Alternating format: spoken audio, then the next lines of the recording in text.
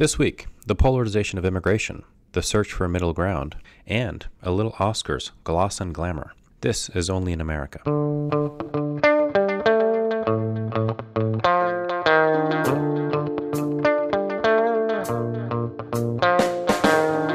be sure, the vast majority of people came here, of those Mexicans, and I can only speak about the Mexicans, because we did not offer them sufficient and good opportunities in our country. And that's not the fault nor the responsibility of the United States.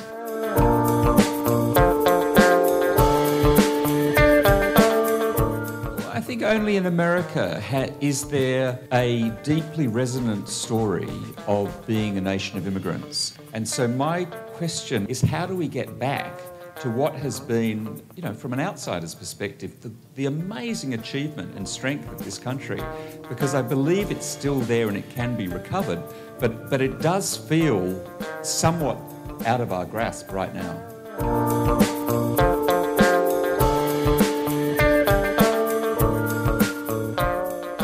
And I am from Pakistan and Iowa, two places that nobody in Hollywood can find on a map. Something brand new for our listeners. Our first podcast recorded in front of a live audience, which, truth be told, was much livelier than a dead audience. Stay with us for my conversation with the Mexican ambassador to the U.S. and the co-founder of the international community building group More in Common from our spring reception in downtown Washington, D.C. From the National Immigration Forum, I'm Ali Noorani with Only in America.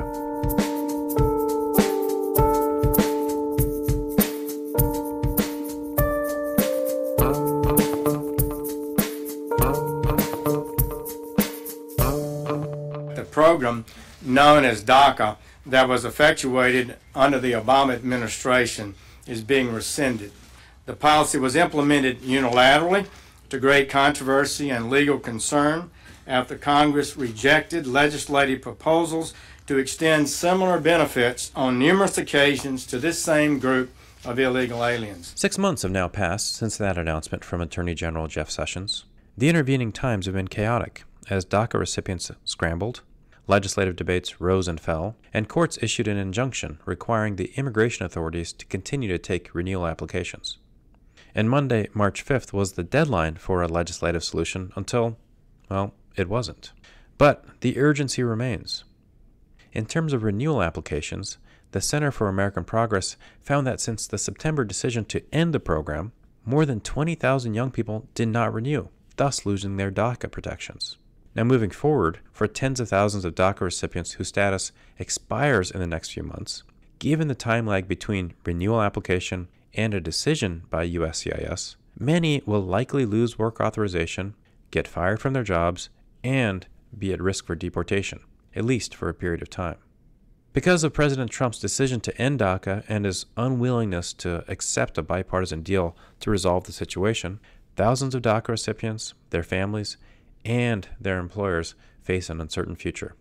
A precarious situation in this day and age. Despite this, Sunday's Oscar ceremonies offered an opportunity for the dreams and aspirations of immigrants to be heard by millions of people around the world. Actors Lupita Nyong'o and Kumail Nanjiani were announcing the award for achievement in production design. We are also immigrants. I'm from Kenya. And I'm from Kenya's in the house. And I am from Pakistan and Iowa, two places that nobody in Hollywood can find on a map.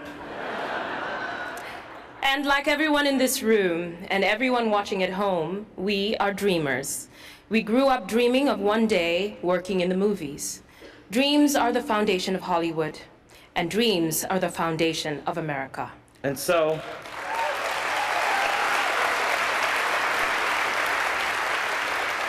to all the dreamers out there, we stand with you.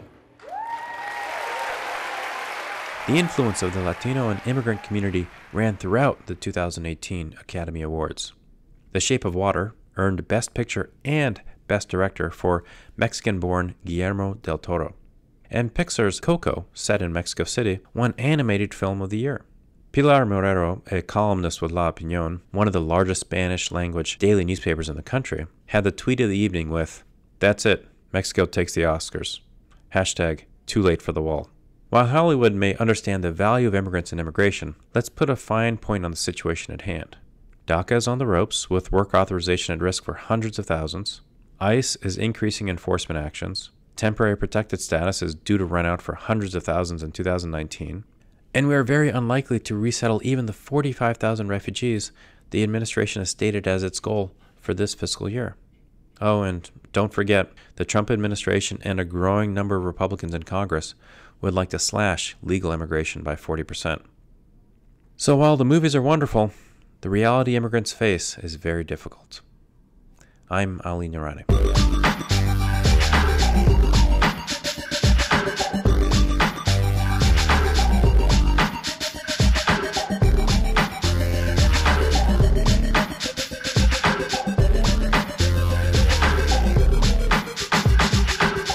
Coming up, the highlights from our spring event held last week in Washington, D.C.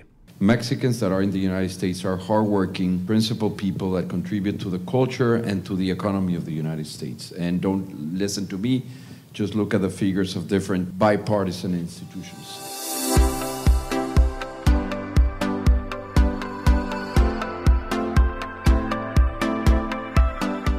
Support for the National Immigration Forum comes from the James Irvine Foundation, expanding opportunity for the people of California, and from the Carnegie Corporation of New York, established in 1911 by Andrew Carnegie to promote the advancement and diffusion of knowledge and understanding.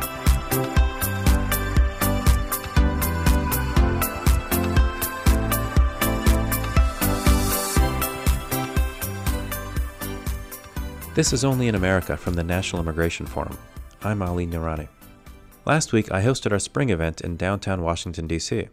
I was joined on stage by Geronimo Gutierrez, the Mexican ambassador to the U.S., as he shared his country's perspective on the immigration debate in the United States. I was also joined by Tim Dixon, the co-founder of the worldwide community building group More in Common. He shared with us the results of their groundbreaking research across Europe and North America, looking into the polarization of views on both continents.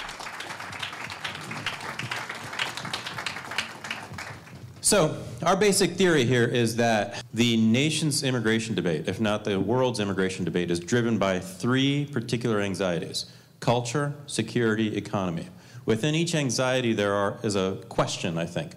And the first question is, are immigrants integrating or are they isolating? Are immigrants threats or protectors? And then finally, are immigrants givers or takers? So for us at the National Immigration Forum, we're trying to do everything we can to not just distill those questions, but answer those questions in all of our work. So the first question is for the ambassador. Let's say you have a Twitter account that speaks to the world. In 140 characters, what are we up to now? 280. 280. What is the case that you would make to the world that Mexicans to America are a net benefit? Well, if you look at different figures from different institutions, you'll see that Mexicans that are in the United States are hardworking, principled people that contribute to the culture and to the economy of the United States. And don't listen to me, just look at the figures of different bipartisan institutions. Secondly, I think that security is a natural concern nowadays. It's been especially so since 9/11.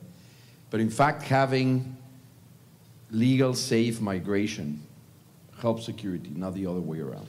And for two reasons. First, very simple, it allows you to know who's in. Secondly, it provides the opportunity to devote resources to what are really the true threats on security. If anybody looks carefully at what has been going on in the border between Mexico and the United States the past 10 years, you will see, A, that the border is far more secure than people think. B, then the United States and Mexico, in fact, work side by side, CBP officials and Mexican officials, making the border security. If you don't believe me, look at the video when President Trump was at the National Targeting Center with Commissioner McLennan. C, there has not been a single case proven in the past, 15 years or so, that anybody has come through Mexico to harm the United States. meaning from, you know, a terrorist organization or something like that. To be sure, can that happen? Yes, by all means. And that's why we take very seriously our security cooperation with the United States. Just look at the numbers on how Hispanics, not only Mexicans, but how Hispanics are entrepreneurial, how they're making businesses grow faster than the average of the population here, how they are creating faster than anybody else small new businesses in the United States. So I think that the case is quite compelling. So then, Tim, you have, through More in Common, you've done some groundbreaking research in Germany, Italy, France, and now are in the middle of a project here in the States. What have you learned when you looked at the migration debate in Europe, and as you're starting to pick apart what's happening here in the U.S., and you know, how do these things play out in the same way on one side of the pond versus the other, and how are things different? What's common across countries is that we're all in this moment of quite extraordinary disruption. And you think of the disruption to the political system in France, for example, where the two major parties were knocked out of the presidential race last year. A new entrant, a new party has won overwhelming majority in the National Assembly. That's a dramatic change. Germany having 92 members of a far-right party in the Bundestag, dramatic change. Britain leaving the European Union, again, a dramatic change. And we're seeing Austria having a far-right government now, et cetera, and obviously huge, huge disruption happening in the political system in the United States. I think this is a moment where there's more similarity in the conditions that Western democracies are experiencing than we've experienced at any time in our lives, any time in the post-war era. And immigration, and more broadly othering and the kind of the weaponising of the immigration debate is a common element in just about every Western country. Not every single one, you know, Canada, for example, I think is different, but broadly we're seeing that dynamic. In the research we've done, which has been, in the European countries we've done it, definitely the most detailed research of its kind. We're not just looking at the attitudes around immigration or refugees. We're asking questions about people's sense of identity and themselves and who is us, who is them, the kind of in-group and out-group identity the sociologists talk about. What we find in common in European countries and to a lesser extent in the US is a group that you would describe as cosmopolitan or sort of more open-minded. Generally, it's about 25 to 35% of the population, so it's the larger number, it's younger, it's more highly educated, it's pro-immigration. At the other end of the spectrum, you find about 15 to 20% who are quite hostile, nativist, nationalist. But what's important about that story is that while the debates are often portrayed in media as 50-50 debates, or 48-52 or whatever, it's not at all what we find in the research. It's more like there's about 50% in the middle. And then there are these sort of two polarities. Social media is always elevating in every country the extremes. So all you're often hearing is those two ends of the debate. But in fact, you know, the majority of people, or somewhere near the majority, are in the middle. Now, take it to the US. What's similar and different? So we're just at this stage right now seeing the first wave of results. We've been doing research in collaboration with Emerson Collective, and the results should come out around June, July at this stage. But what we're seeing in the early stage of and it's 8,000 people, it's statistically representative of the whole country, it's demographically weighted, et cetera, et cetera. It's a really solid piece of research and one of the most substantial that I think has ever been done. I think we see the polarisation in the US is stronger than in any other country. And it's polarisation which works. It's not just a story of one end or the other end of the spectrum. We certainly see that. But immigration is just one of several issues which are dividing our society. And the uniformity of views at both ends of the spectrum is really striking. So I think that aspect is distinctive while we're seeing many patterns that are similar.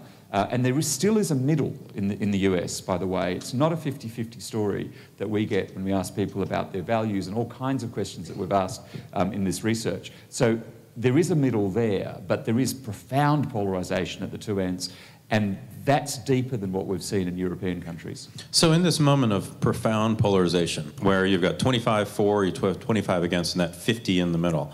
Ambassador, I mean, I know as a representative of the government, the last thing you're going to do is tell the U.S. government what to do. But those of us, at least in some audiences, those of us in civil society, you know, this is a room filled with stakeholders, who are working on this issue in different ways. In this moment of polarization where, frankly, your community is in the middle of that, is deeply affected by that polarization, what are the things that we should be doing in civil society in the U.S. to help the Mexican national in the U.S., in essence, achieve their version of the American dream? Thank you. First of all, no, jokes apart, it's obviously for the U.S. to determine what migration system works for the country. And the Mexican government is clearly respectful of that.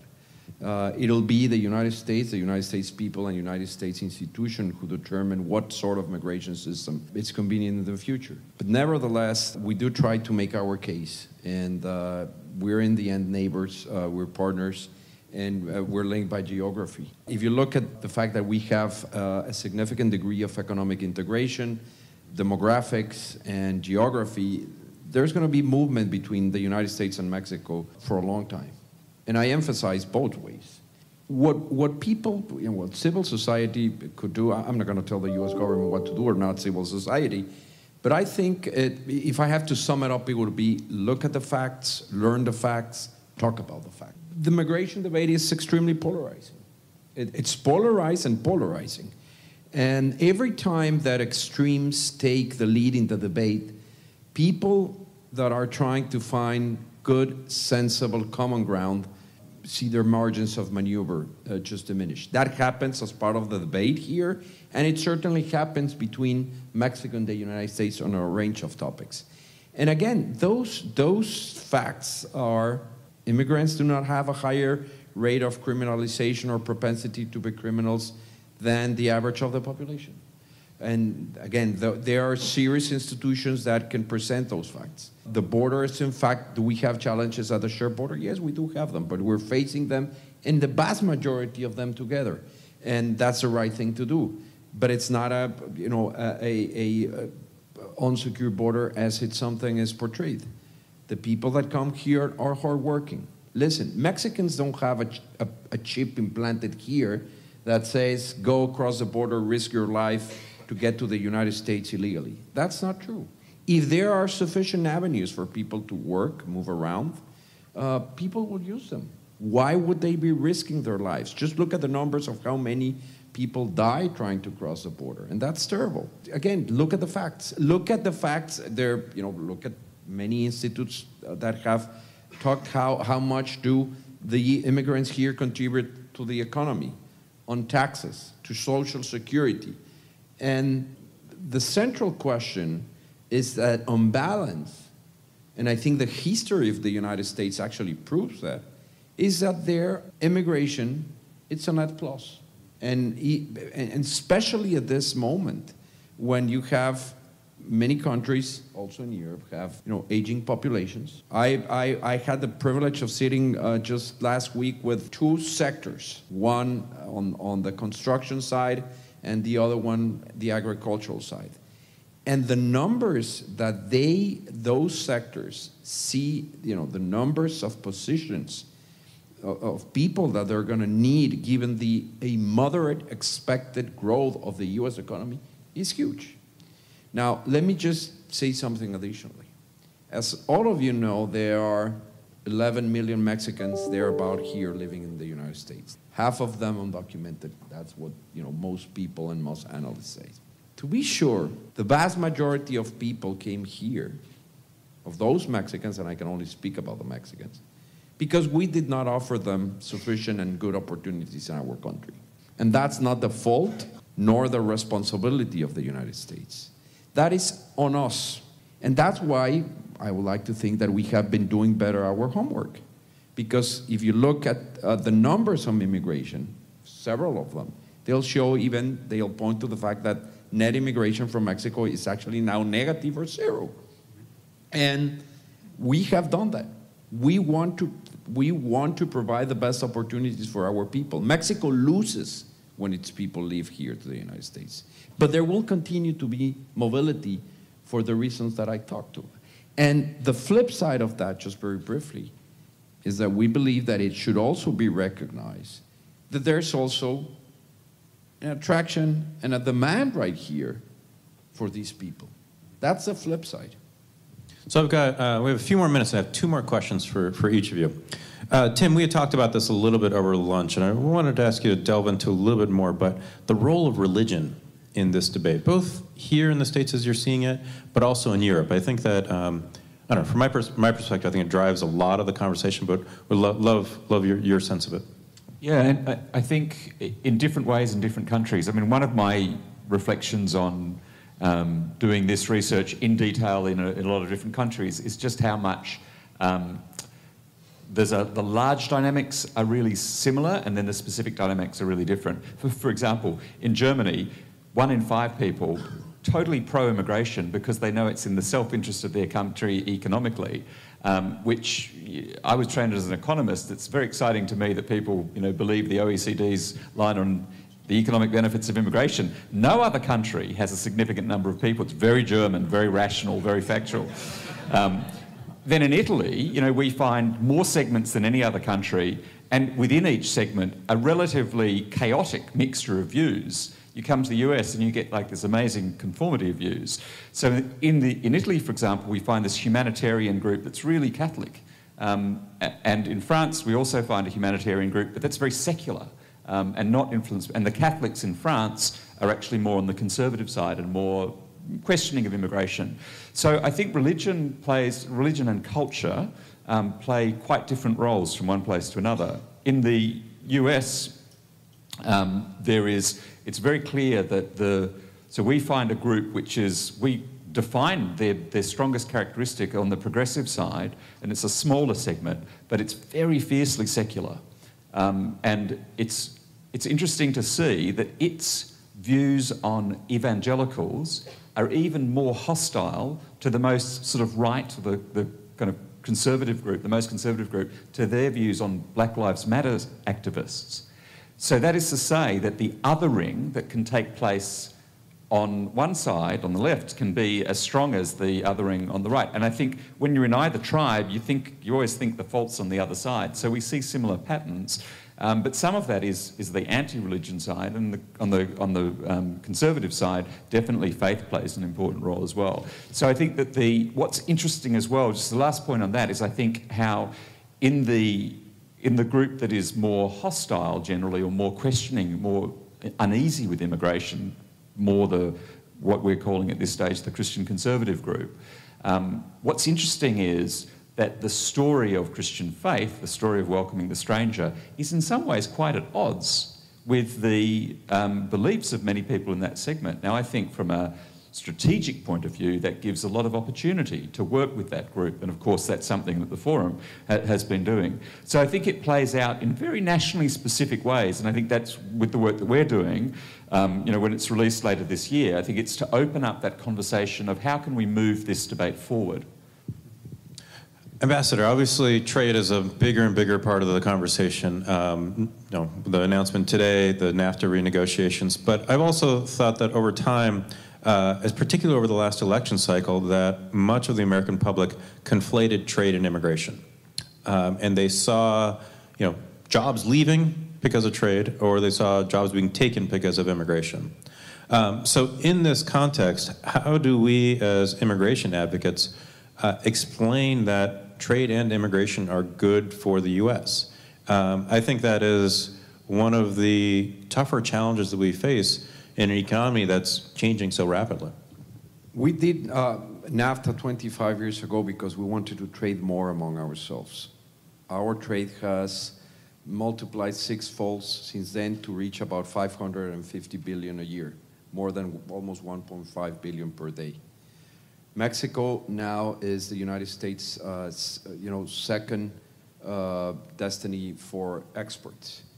Over 30 states in the United States have Mexico as their first or second trading partner. Figures from the U.S. Chamber of Commerce and other institutions point to the fact that around 5 million jobs depend directly on trade with Mexico. Mexico's investment in the United States, it's $52 billion. And that investment is creating jobs in Ohio, in Texas, in many other places, in California, in many other places.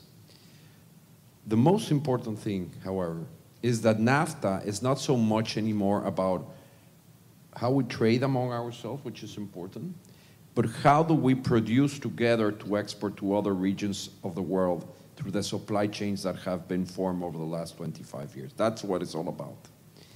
And in fact, what gives competitiveness to the United States and Mexico and our Canadian friends is in fact NAFTA. And the jobs are leaving for different reasons. Now, having said that, can NAFTA be improved, reviewed, modernized? By all means, it's 25 years old. That's precisely what we attempt to do. And it's perfectly possible to find jobs in ways in which we can improve NAFTA so we create throughout North America, including the United States, better jobs that are better paid for everybody. But you cannot avoid and close your eyes to the effect that technological change is having all over the world, including the United States. So, last question. Same question for both of you. Earlier this year, we launched a podcast called Only in America, and this conversation is being recorded for an episode probably for next week. And the question that I ask every guest at the end is to finish this sentence. Only in America, ... And I never tell people they're going to be asked this question, so whoever wants to go first. Well, I think only in America is there a deeply resonant story of being a nation of immigrants. And so my question is, how do we get back to what has been, from an outsider's perspective, the amazing achievement and strength of this country? Because I believe it's still there and it can be recovered, but it does feel somewhat out of our grasp right now. It's the only country where it doesn't really matter all that much where you come from or what you look like, but who you are. And it's the idea, the United States is based, many people believe, and I share that view, that it's the only country whose center is based precisely on an idea.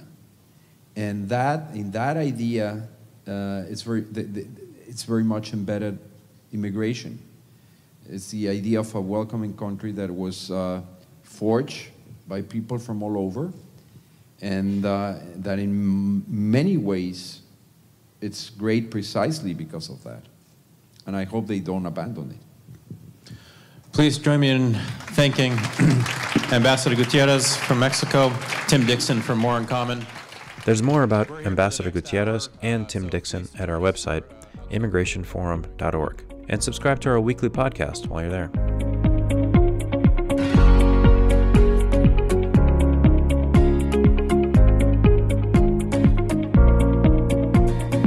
Only in America comes from the National Immigration Forum.